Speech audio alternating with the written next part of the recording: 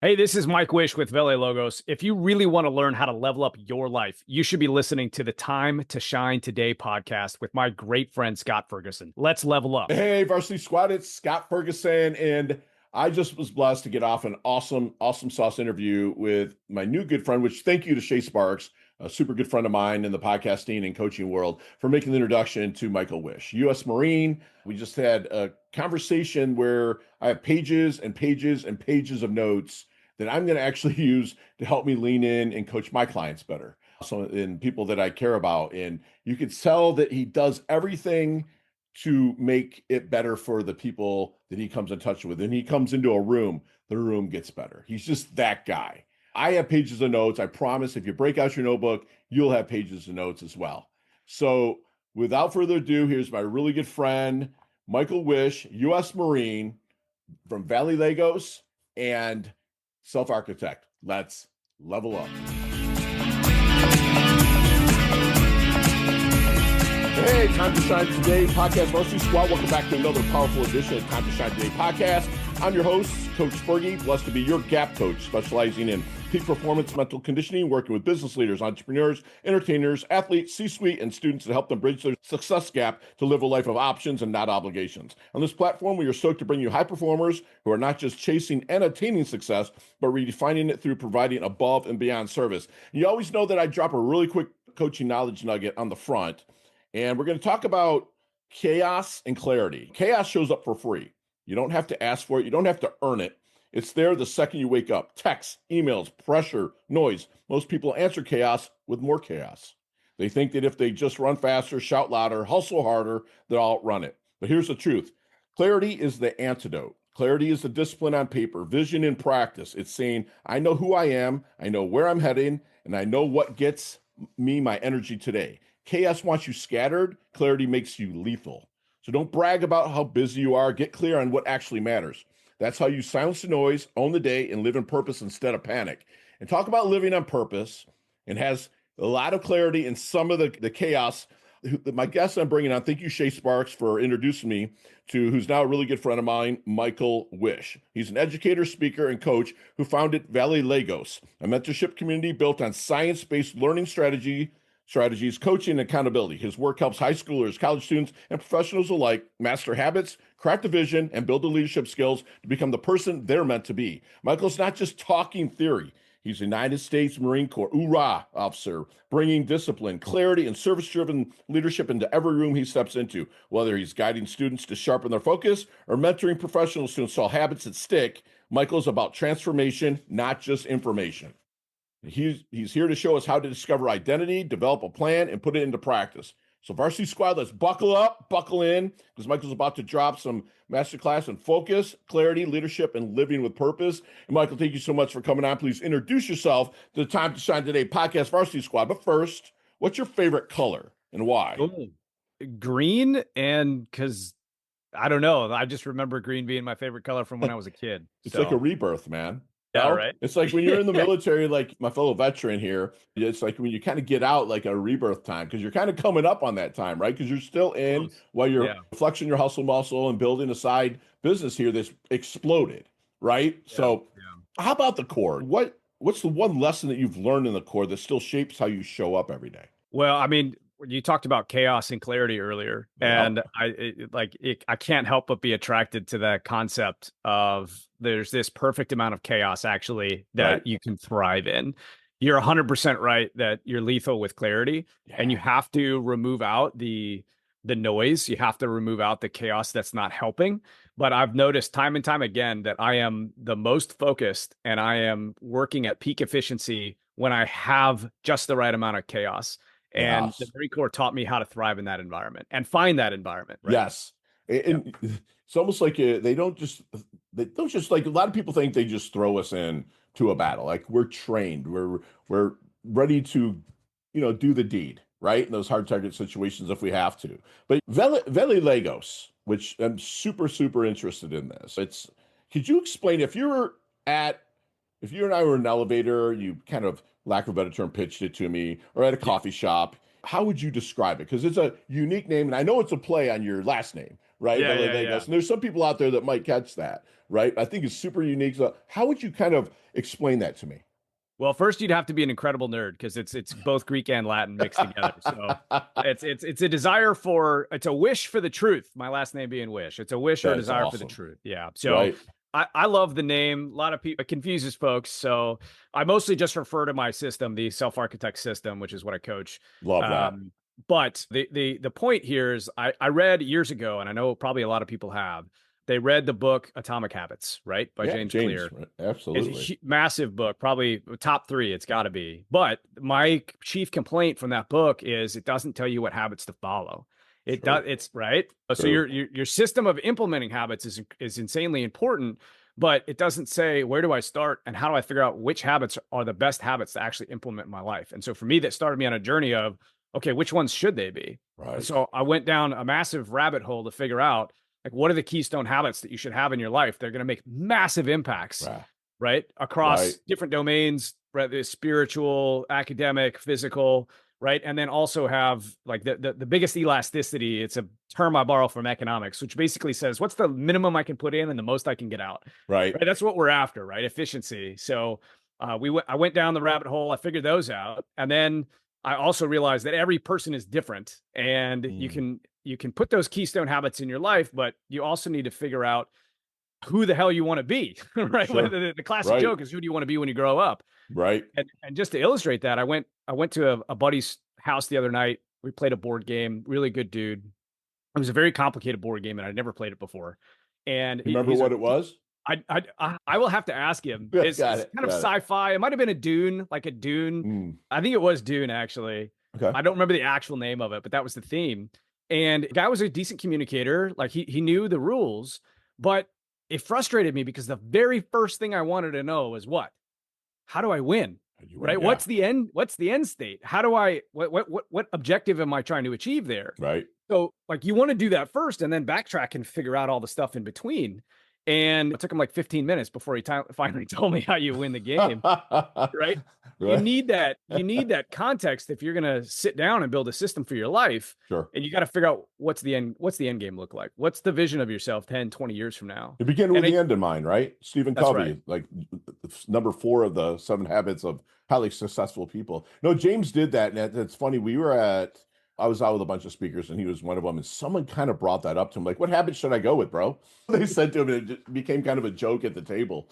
And I love that you say habits and you hear that, Squad, know your habits that you're going after. Like, again, goals are nothing but byproducts of your standards, and standards are what your habits are. They get it done to hit your goals. Okay. So with Michael, like you talk about turning potential into performance, right? What's the biggest shift people are you seeing people are lacking in their need to start leaning into within those habits to bridge that gap? So let's start with mindset. And Love it. the mindset I think is most important, and the one that I see people struggle with the most is reframing what you think of as success and failure. Most people think of success and failure on a capability front, like an innate ability front, Right. or as some definitive statement about future ability. Sure. Right. So most people think, well, successful people always have the ability to be successful. Right. They were always smart. They were born with great genetics. Like that's the innate capability piece. Or the other version of that is it's a statement about your future ability. Like if you are successful, you will continue to be successful. If you fail, you'll continue to fail. And those are both not just wrong, but 180 out from the right way to frame it. And the right way to frame it for me is on a learning front. I've spent most of my life teaching in various aspects, and it's on a learning front, right? Success to me means that it's a statement about the past. It tells me that you learned something in the past, and that's why you're achieving success now. And if you're failing, it just means you're learning right now. That's the only difference. Yes. Right? That framing right strong, there, man. when you get into performance, right? When you have that, and I'm not saying it's easy. I'm not claiming that in the moment of failure, you're like, oh, no big deal. I'm just learning. But if you approach it with that mindset, you're totally unstoppable, because now performance is not a measure of success. It's a measure of learning. How much have I learned? Right. And when you fail it, for the kids I work with, if they fail an exam or the adults I work with, they didn't hit it at work. Okay. The step number one is it's not a failure. It was a learning moment. What did we learn about it? On that day, on that exam, on that subject, you didn't know what you needed to know. We just need to get back and figure out why. We need to reattack. And I find that people, when they have that frame set in mind, that they're far more capable than they otherwise would be. I love that because you're keeping them in the moment. You're keeping them in, knowing that in the future, what you're going to pick up today is going to make you successful. That's right. Right? Exactly. Yep. So if you're just learning it now, even though you could have learned it a couple of months ago when you were supposed to, right? That's right. Yeah. So yeah, absolutely. So from your perspective, then, why do so many students, professionals struggle with clarity of purpose then? And what do you do at Self Architect of Velle Logos to help them kind of find that? Well, on the student perspective, it's because all the incentives are built incorrectly, right? So unfortunately, in most academic environments, right, all the incentives are built to incentivize cramming, to incentivize big tests, huge points of failure. You can't afford to fail a final exam, right? I mean, that's right. So you have these huge inflection points that are built into that process, and we're not here to solve that problem today. But I think we treat our entire lives like that, right? Because we grow up in the school system, in the school environment, in which we cram and we cram and we cram and then we test, that we treat the rest of our lives like that too. And in no other domain do we behave that way, right? I don't go to the gym and 1 rep max 10, you know what I mean? Every single day. In fact, I never 1 rep max, right? Now I'm 40 now. So that's it. Yeah, I get it. Right? What do? You go in and you add a little bit of weight over a long period of time. You build that structure, you build the base, right? Little failures. In fact, the intent of the gym is to fail. 100%. Fail in an easy way, in an easy environment. That's right. Yeah. So I'm going to go in, I'm going to have little failures every day for weeks on end and months on end, right? And through that process, you grow stronger, right? I love that. Like the fail, but like the greatest running back ever to play the game, Barry Sanders, right? He failed forward, right? He lost a lot of yards, but he always failed forward, right? So your approach, though, is rooted kind of in academics, like science-based learning strategies, right? Yep. Can you break down one that listeners could start using today that could help them retain more and alleviate some of their stress? 100%. The one I see the most is cramming, right? And so just give you an example. Real quick, I'm going to interject. I love what you just said right there, and I'm going to let you go on forever, but I got to talk to the squad here. Like, squad, cramming goes back to what he talked about with success, right? Success means you've learned it when you should have learned it. Cramming means you're learning it now, right, Michael? Yeah. Okay. Yeah. Well, you're trying to learn it now. Yes, you're trying to get it done, right? Right. So the way I like the story, my favorite story that really I think elucidates this point the best is we've all been at a party or a social engagement of some sort, and you shake someone's hand and they say their name, and 5 seconds later it is gone, right? It has not ever existed in your brain. And in those social moments, it's really awkward to have to admit that you forgot, even though we all do it, right? Sure. It's a totally normal human experience. Right. And you rack your brain for it because you desperately want to avoid the awkwardness of having to ask again. Now, here's the key point to this is it actually doesn't matter if you remember the name or not. The act of desperately trying to remember it is the work that you go through, that your brain goes through to pull information from short-term to long-term memory. Wow. Like your brain has to know that something's important. You can't afford to remember absolutely everything that you see. Your brain is a very efficient organ and it forgets most things on purpose because you can't handle it. Right. So you have to give it the right signals. And the signal is work and effort. It has to be difficult. And even if you turn around and say, oh, I'm terribly sorry, this is horrifically embarrassing, I totally forgot your name. And then they tell you the name the second time, you're probably never going to forget it. Not because they told you twice, but because you tried to go through the effort and the work of remembering it. Right. What doesn't help is sitting there going, John. Why? Because you did zero work between each statement, right? And so this is counterintuitive because it's really frustrating, but as soon as you start to get something, you have to stop. You have to take a break. You have to start to forget it. And then you have to go through the hard, tough mental work of trying to remember what the hell it is that you're trying to commit to memory. Right. Even whether you're successful or not, that work is what's going to get things to stick. And so cramming is really totally antithetical to that. You're just repeating the same thing over and over, and you're not actually moving it to long-term memory. So as self-architect or Velle Logos, do you really kind of go into some organizational skills, set standards for organization of time management to make Oh sure yeah, that you 100%. are setting the time so you're not cramming? Yeah, the best thing that you can possibly do is build a schedule, a by-minute schedule. So whether, and this doesn't just apply to students, and that's why I think a lot of adults, frankly, have started to be drawn towards the program, because this applies to everybody. I mean, everybody needs to be a lifelong learner. Everyone needs to have a growth mindset. Thank you. You know, whether Kaizen, it's a right? new Yeah. job, whether it's trying to learn AI, whatever it is that you're trying to Love do, it. you are learning constantly. You're learning about the Yes. gym. You're learning about your spouse, your kids. Okay. And if you really want to remember and understand and increase that retention, then you've got to block it off on the calendar. It's got to be dedicated like anything else. Right. Right. Just, you were a student, you had a little planner and you said, study math for 30 minutes, study Spanish for 30 minutes, Sure. whatever. Why aren't you doing that as an adult? Right? Right. Put it on the calendar. And the key is you want to block off the appropriate amount of time. And my general recommendation is no more than 20 to 30 minutes on a single topic. Is that because of retention? It's because of retention. Now, Okay. a lot of students and adults, a lot of folks will complain and they'll say, well, I don't have time to take huge breaks. And that's okay. That actually leads right into another method, which is called interleaving. Interleaving is where you take a break from one subject and you go to another subject. And Okay. now you are taking a rest and you are starting to forget the first subject while you start to set work on the second. And so It's you called can stack them. interweaving, like weaving. That's right. 20, Love yeah, it. interleaving. Yeah. Interleaving. Okay, Yeah, gotcha. 20 minutes on one, 20 minutes on another, and then back and forth, or three subjects or whatever it is. Sure. It's kind of like a circuit workout, taking it back to the gym, right? Exactly what it is. You know, got to hit a give little the chest, maybe a little chance to shoulders, rest while you go do some legs, shoulders. back to Yeah, chest, right? you're supersetting. And then Yeah, you're yeah, seeing that interleaving makes it the stuff retain a little bit better, correct? Well, and the problem is, I got to give a warning. It doesn't feel like it. And this is Right. the biggest hump to get over. It feels very inefficient while you're going through it because you're constantly forgetting crap. And you're Right. like, dude, this isn't working. Right, But right. watch it after a week or two. And folks have done this. You can look at plenty of studies.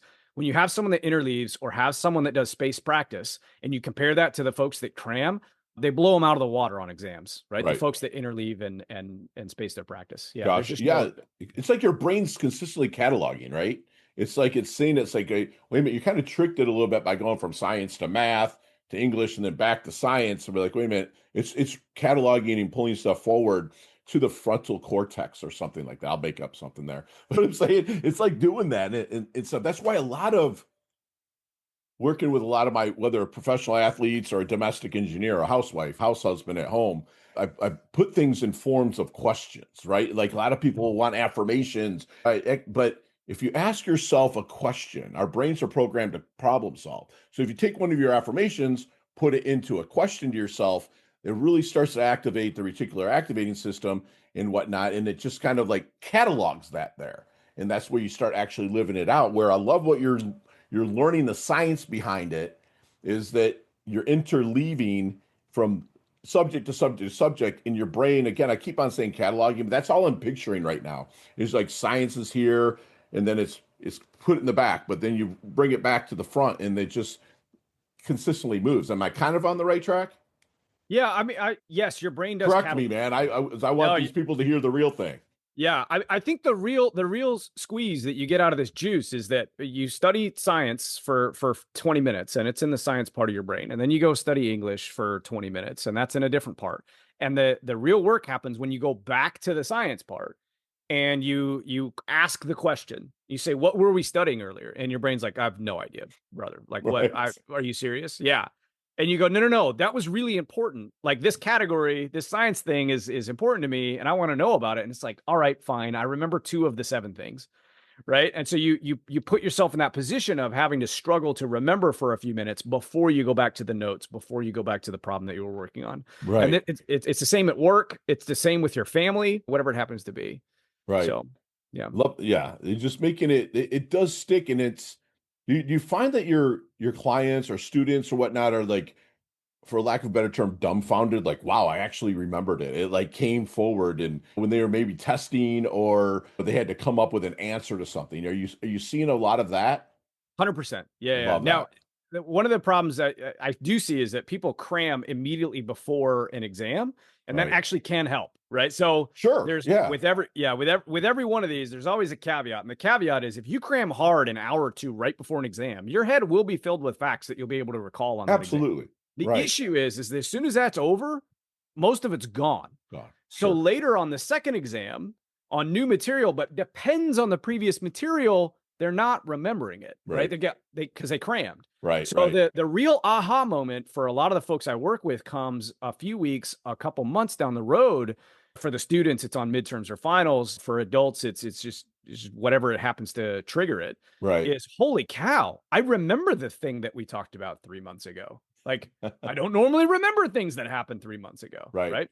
There's And emotion that feels is like a kind of superpower. attached to it as well, because a lot of people will remember stuff when they have emotion attached to it. At least I know in my world, in the coaching world, there's emotion that is attached to their stuff that they need to like recall and bring forward. 100%. Yeah. Okay. That's why when I'm teaching, I'm always making jokes. Yeah. The emotion I like to attach is happiness and laughter. Yeah. Right. Humor. Yeah. I make Absolutely. stupid analogies, self-deprecating jokes, and it really pulls people in, and they tend to remember, I think, things a little bit better. But you can absolutely do that to yourself.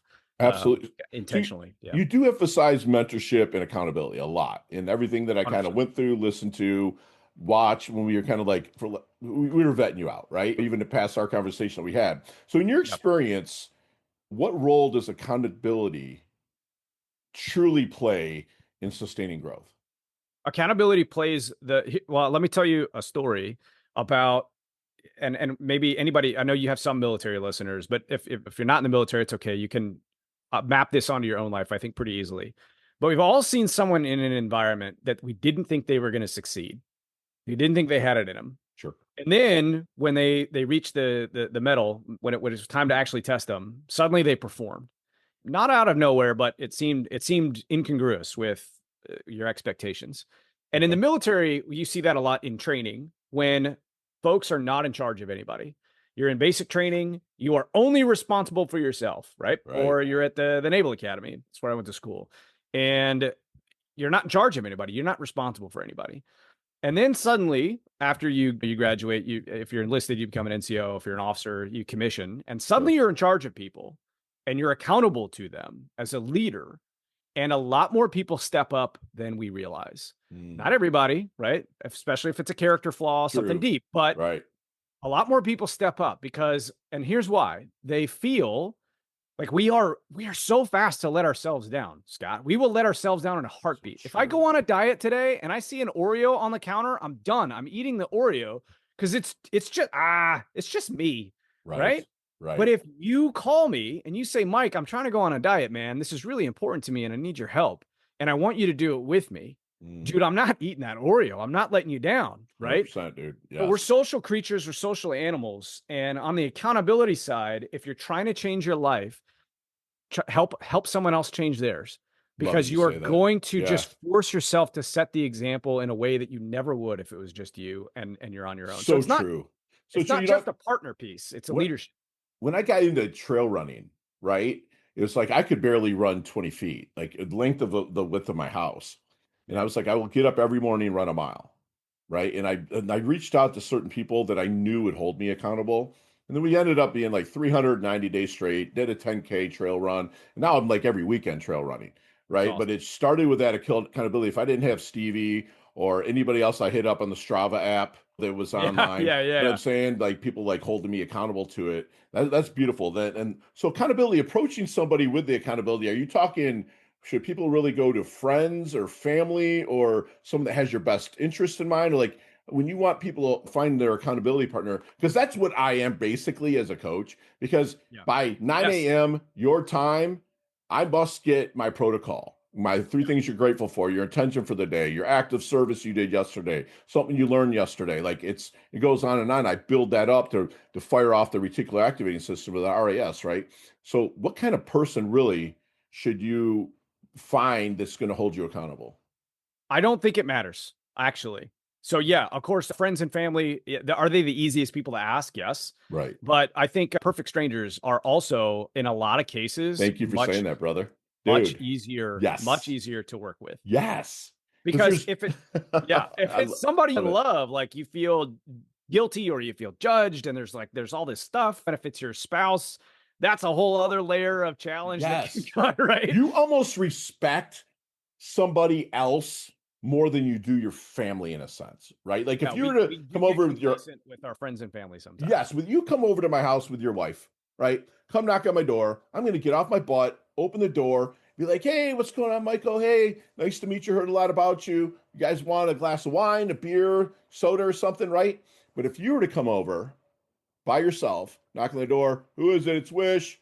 It's open. You come in. You got a beer? Exactly. Where it's at. I trust you. I respect you enough. So going to that stranger sometimes, I love that you said that, can hold it even more accountable. And I found that on the Strava app, right? You know what I'm saying? It's crazy. It's like, I was like, listen, that's what I want. People will be like, yo, it's 6:30. Is your run done?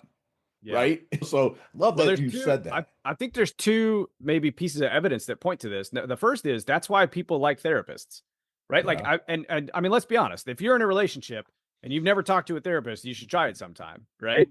Right? Not because you have huge problems, not because you're not a good person, but for some reason, like it's just so easy when it's just you and your spouse, say, to get in an argument, to let emotions, to let past transgressions just enter that, right, with abandon.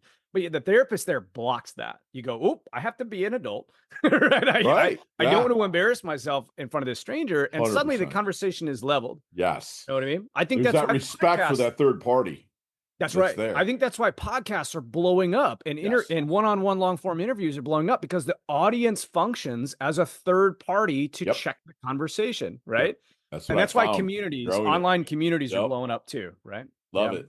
Which we're going to get to Michael's online communities here in just a little bit. But when someone says that they're feeling stuck, right, or they're falling short, what's the very first question you ask them to unlock that movement? The very first question when someone, like, how do you handle that, man? You know what, Michael, I'm stuck, dude. Like, is there anything that, like a magic question or something that you kind of go to that kind of unsticks them a little bit? So let me just set it up with a little bit of context. Sure. I worked with a young lady who was feeling that way. She was an incredibly accomplished high school student trying to get into an Ivy League school, like just 1,000 times better human than I was at the same age. Right. And she felt the exact same way, because she was involved in 30 different activities. She's padding the resume to look as good as she could to get in an Ivy League school. She's studying a lot of subjects, many of which she didn't care. And I remember we were sitting down working together, and I could tell she wasn't paying attention. I was tutoring. This wasn't the coaching. We were just working on math, and she just wasn't answering questions. She wasn't there. She wasn't with it. And so I said, all right, it's time to put the math away. It's time to tell me what's going on. And she expressed exactly that issue. I feel stuck. I feel like I'm on a treadmill. Nothing's going on. And we had to step back and take a look at how insane her life was and how accomplished she was. And I thought, how amazing is it that you're on this plateau that millions of people would look at and think, God, you're crushing it. Yeah. And you're thinking, God, I feel stuck. I feel bored, right? Yeah. I feel in a rat race. So I think maybe my first question is, let's step back and gain some perspective about where you are and what you're doing, whether you're on a plateau or whether you're in a valley. Right. My second question is, what are we going to do about it? And it's not just a matter of making a change in our life, but it's a matter of having the perspective of figuring out what's causing that feeling and not being afraid to get after it. And then either adding something or subtracting from your life that's actually going to make a meaningful difference. And for her, it was getting rid of the activities that were not bringing her joy, right? So she was involved in all these different organizations. We went through one by one. It's like, okay, you do a study hall 3 times a week for 2 hours. Is that bringing joy in your life? No, it's not. Is that helping your resume? Really? No, it's not. Okay, kick it out, right? Are you doing this? Are you doing that? She wasn't working out at all, because that wasn't on the Harvard application as your runtime, you know? Right. We made a few small changes. I mean, not big changes at all. We dropped a few things she didn't like. We added a couple of things, and we went by a week, 2-3 weeks later. And I mean, her whole attitude, her whole frame of mind was just different. So that's one, perspective, and 2, those elastic changes, little change, big effect, right? Yeah. You don't have to turn your life around. I love that. Little change, big effect. Yeah. In squad out there, did you hear what he just did? He didn't just go in and consult her, right? He asked the powerful question. He turned on his curiosity, and he gave the power to the client, The client answered the question through a powerful, like a lot of people will just start to go out and say, do this, do this, do this. Then there's no emotion attached to it, right? So Michael gave his client the power to make the decision. And next thing, she understands how many dubs, and my listeners out there stacking those dubs, that she's already stacked, That's right? right. So Yeah. that's amazing, Michael. So let me ask you something. Like, have you seen the movie Back to the Future? Oh yeah. Okay, that's 40 years old this year. It's crazy, right? So Can't Mike, it believe came that. out the year you were born. It Oh, did. 85, Yeah. right? So Yep. That's a I great was, year. oh man, I'm old. I was third, I was eight, I was 13 at the time. Anyways, so let's go back. Let's get in that DeLorean with Marty McFly. Let's go Love it. back to the Double Deuce, the 22-year-old Michael. What kind of knowledge nuggets might you drop on him? Not to change anything, right? Because your life has been Yeah. pretty solid, but to maybe shorten a learning curve or blast through maybe a little quicker. Yeah, so I'd give that guy two pieces of advice, which are my two principal values now outside of the ethical and moral domain. Sure. The first is to be aggressively curious. Be aggressively curious about everything, right? Wow. I can't, whether you're sitting in a math class in school, whether you're sitting in a boardroom at work, whether you're listening to your family tell you about their day, too many people are lost on the phone. Too many people are lost in their own thoughts. And we can talk about mindfulness in different ways and all the issues Sure. there, but just forget all that. Just be aggressively curious about what's going Love it. on. Yeah. Number two is to experiment joyfully. And this ties back to failure, which we talked about earlier. Like, Yeah. you are going to fail. Learn to enjoy it. Yes. Go experiment. Go figure out what you're capable of. Try to run the mile every day for 390 days. Yep. And if you Yep. fail on day 13, cool. You ran 13 miles, Exactly. right? Exactly. Yep. Go That's experiment joyfully and right. treat every failure point like a data point. Okay, on Yes. that day, with that mindset, with those shoes, I wasn't able to get out and run, right? Right. So Right. I'm going to Right. fix my mindset. I'm going to get new shoes. I'm going to lose the excuses. And next time I'm going to get Exactly. 14. Yeah. So those are the two values that I wish I had. I think I had them, but I Sure. was maybe too emotional, too Yeah. young, too immature to really No, fully you get embrace it. You think you know, but you don't. And I was the exact same way, man. That kind of mentor tell me, is like, if she's like, listen, get your asking gear. Like, listen, ask, ask, ask, ask. And that's Yeah. what I did. Like, that's my superpower. That's how I got into coaching.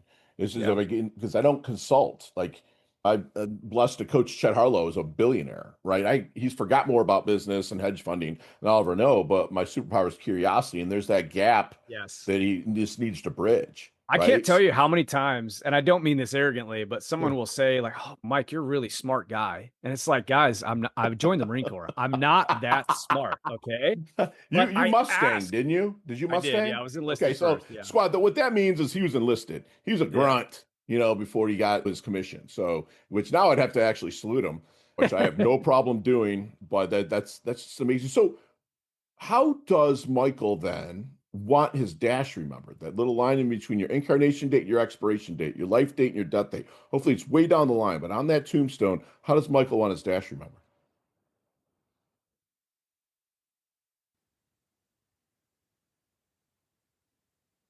I think that that I chose to live a life of purpose for other people.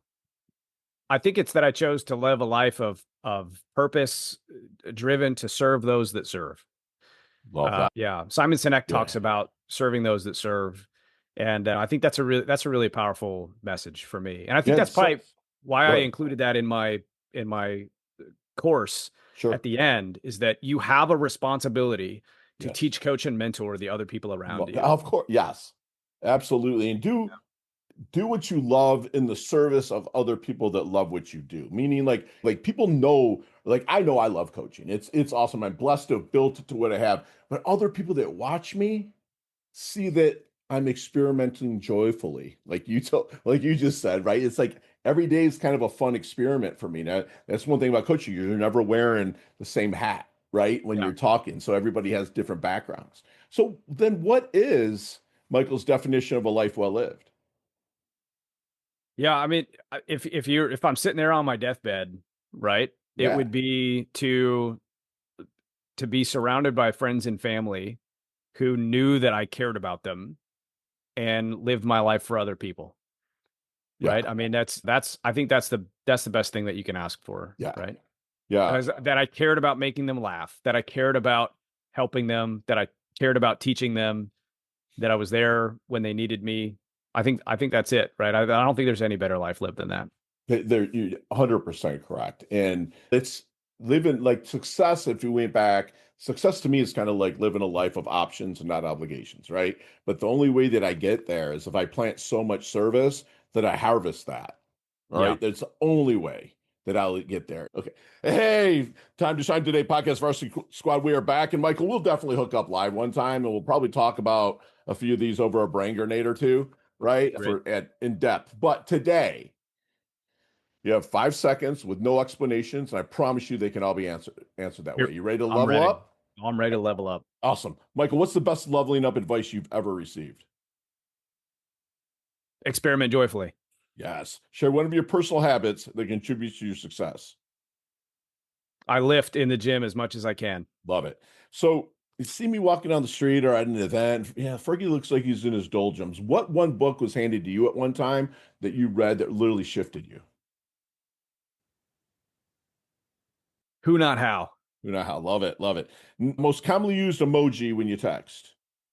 Rocket ship. Rocket. Love it. Nicknames growing up. Mikey. Mikey, love it. So, any hidden talent and or superpower that you have that nobody knows about until now? Ooh, I have a great Jar Jar Binks voice. Love it, love it. And that's a Star Wars thing, right? Awesome. Yep. Love it, love it. So, chess, checkers, or Monopoly? Monopoly every day. Headline for your life. Live with purpose, serve others. Yeah. Any superstitions you buy into at all? Not a superstitious guy. Got it. Go-to ice cream flavor. Chocolate chip cookie dough. Awesome. So there's a sandwich called the Mikey Binks. Build that sandwich. What are we eating, brother? Oh man, that's got a lot of meat on it. It's ham, my guy. turkey, salami. Yeah, we'll do a little lettuce and tomato. We'll do some mayo, and we'll definitely do some spicy sriracha on there, and Love some it. pepper jack cheese. Yeah. Throw a little man candy, a little bacon on there. Might go good with that too. Oh, there you go. Little Love candied it. Bacon. Favorite charity or organization you like to give your time and or money to? My own, if that's okay. Yes, Claire Bethany please. Foundation. Yeah. I love it. Love it. Last question. You can elaborate on this one, but what's the best decade of music? 60s, 70s, 80s, or 90s? Oh, it's gotta be the 80s. Thank you, bro. 80s. Big hair bands, rock, Yes, the dude. synthesizer stuff. It was Bro. just a wild time. Dude, Yeah. like you listen to songs these days, they have the hooks from the 80s. Like No, everything by 100%. Pitbull has a hook from us. And like you said, Big Hair Don't Care, Invasion from Ireland with U2, Men at Work from Australia, Duran Duran. Like you had all kinds, and you had glam rock and you had the heavy metal. It's like everything happened. Rap kind of came out during that time, right? Yeah. Run DMC 100%. and, yeah, Curtis Blow and whatnot. So how can we find you, my friend? You can find me on VelleLogos.com, which is VelleLogos. I think you're going to post that in the notes. I'm also on, I don't know, the socials, LinkedIn, Facebook, YouTube, all that stuff. Right. And then I've got a couple of communities if you're ready for that. Yeah, there's the website there.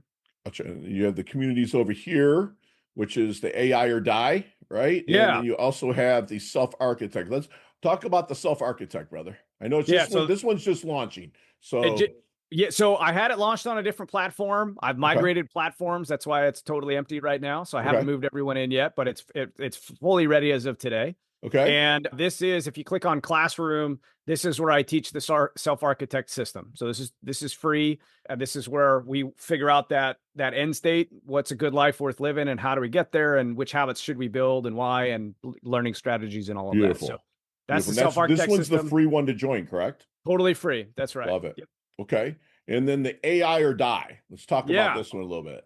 Yeah, so we launched this a couple of weeks ago, me and my partner, Buddy Rushing, and we're teaching folks how to use AI. We originally started something a little bit more complex, and we just found that a lot of folks hadn't started to learn about it yet. So for anybody who's feeling overwhelmed about AI, anybody who's trying to figure out how to integrate it in their personal life and in their business, come join us. We meet. I do a Q&A, live Q&A every single week. I'm in the community every single day, both this and the self-architect, and we help folks. Sweet. Yeah, we help folks figure out how to use it. When a squad is interactive is when every post is not Michael Wish. You know what I'm saying? There's other people in here, Jonathan Sherwood, Surgeon. Like, it's like, This is legit, man. Yeah, go to the Congratulations on projects. this, brother. Go to the projects page. If you hit member projects there on the right, a little lower, little to the right. There you go, member projects. Yeah, this is where folks figure out how to, we give them lots of mini projects so that they actually have to engage with it. Yeah. So I start each post. That's why you see so many of mine. But then people, all the members go in and they it's legit, dude. Comment on their projects. Yeah, this is awesome. Congratulations on this. And squad, I will drop all of this into the show notes as well. And the first person that puts Mikey Binks, that's Mikey and spell Binks however you want, I will pay for a full year of this for you myself. This is how much I believe in this. So again, Mikey Binks, drop it in any social or text it to 561-440-3830 or just put it on Pinterest. I don't care. Wherever you see this, put it there. So that's just amazing that you have this. So I got to ask you though, when are you writing a book, bro? Well, it's coming. We're working on it right now. I was going to say, you have to write a book. I mean, that 100%. You got to write a book. So I've been working on the self-architect book for a while now. Right. That one's still a little further away. I want to make sure we get that right. The AI community, actually, we're working on a book for that too. And that should be out in a month, maybe 6 weeks. I don't know. We'll see. Yeah. So Love it. Close. Love it. And do me one last favor, Mike. Leave us with one last knowledge nugget we can take with us, internalize, and take action on. I think take action is the lesson. Take action and fail forward, baby. Because I love it.